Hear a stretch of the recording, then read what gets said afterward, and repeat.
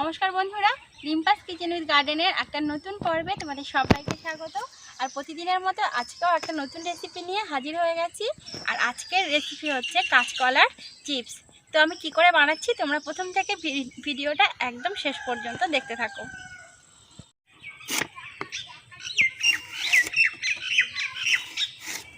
তো বন্ধুরা, প্রথমেই কাঁচকলার খোসাগুলো ছাড়িয়ে নেব। আর প্রত্যেকটা ভালো রেসিপির কিন্তু একটা সিক্রেট টিপস থাকে। এই রেসিপিটারও কিন্তু একটা টিপস আছে, তো সেটাও তোমাদের সাথে কিন্তু পরপর শেয়ার করব। তো কলাগুলো খোসা ছাড়িয়ে নিয়েছি, এবার খুব ভালোভাবে ধুয়ে নিচ্ছি। আঠা জাতীয় জিনিস, তাই খুব ভালোভাবে ধুতে হয়। এবার দেখো, আমি কিন্তু বটির সাহায্যে একদম পাতলা পাতলা করে, যতটা পাতলা করা যায় গোল গোল করে পিস করে নিয়েছি। তোমরা গ্রেটারেও করতে পারো। আর এবার কলার চপ করব, তার জন্য দেখো এইরকম পাতলা করে আর এরকম লম্বাভাবে যতটা হালকা করা যায় ততটা করার চেষ্টা করছি। তো এরকম লম্বা লম্বাভাবে কেটে নিচ্ছি, কলার চপ বানাবো তাই। তো বন্ধুরা দেখো, এবার একটা বাটিতে লবণ নিয়ে নিচ্ছি পরিমাণ মতো, আর নিচ্ছি হলুদ।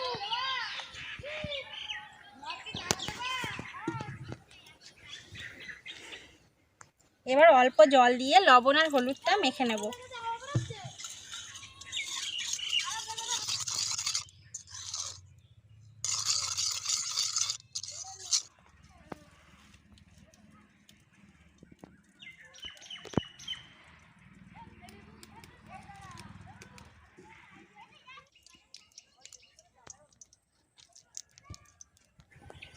তো দেখো, আমি তেলটা গরম করে নিয়েছি, আর এবার কলাগুলো কিন্তু এর মধ্যে ছেড়ে দিচ্ছি।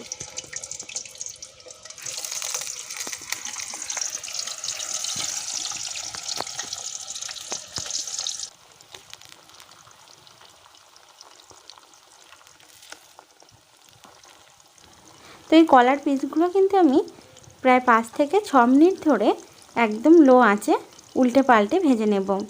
আর যে টিপসটার কথা তোমাদেরকে বলেছিলাম সেটা হচ্ছে এই যে লবণ আর হলুদটা ঠিক এই সময় দেব, এই পেস্টটা। তো এই সময় দিলে কি হবে যে কলাটা নরম ভাবটা একদমই থাকবে না। লবণ দিলে যে নরম ভাবটা চলে আসে সেটা কিন্তু একদমই থাকবে না। আর লবণটাও হবে, আবার হলুদটাও কিন্তু ভালোভাবে হবে। যার জন্য ঠিক এই সময় এই পেস্টটা দিলে কলা চিপসটা খুব ভালো লাগবে খেতে। তো ভাজতে ভাজতে এরকম বাদামি কালার হয়ে আসলেই কিন্তু তুলে নেব।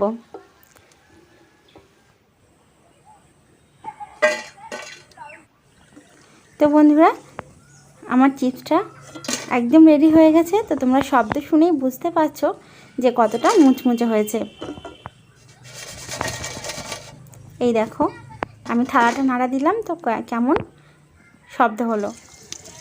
এবার দেখো, কলার চপ বানাবো, যার জন্য বেসন নিয়েছি আর লবণ দিয়ে দিচ্ছি, হলুদ পরিমাণ মতো, লঙ্কার গুঁড়ো স্বাদ মতো। এবার এটাকে খুব ভালোভাবে মেখে নিচ্ছি। এবার আমি একটা ঘন ব্যাটার বানিয়ে নেব। তো এর মধ্যে আমি একদম ঠান্ডা জল ইউজ করছি। ঠান্ডা জলটা দিয়ে একটা ঘন ব্যাটার বানাবো। অনেকক্ষণ ফেটাতে হবে, তাহলে কিন্তু চপটা খুব ভালো হয় খেতে। আর একদম শেষে একদম 1 চিমটি পরিমাণ দিচ্ছি খাবার সোডা। তো এটা খুব ভালোভাবে এর সাথে মেখে নেব।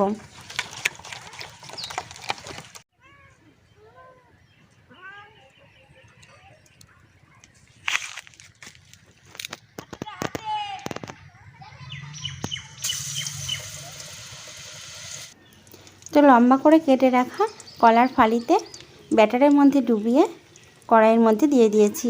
এবার একদম মাঝারি আঁচে উল্টে পাল্টে ভেজে নেব।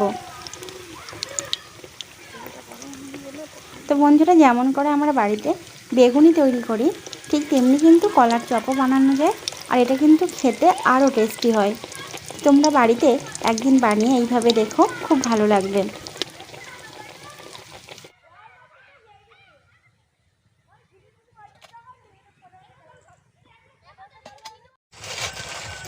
আমি এবার তোমাদেরকে দুটো রেসিপি খুব ভালোভাবে দেখাই। এই যে দেখো এটা কেমন মুচমুচে হয়েছে, এই দেখো।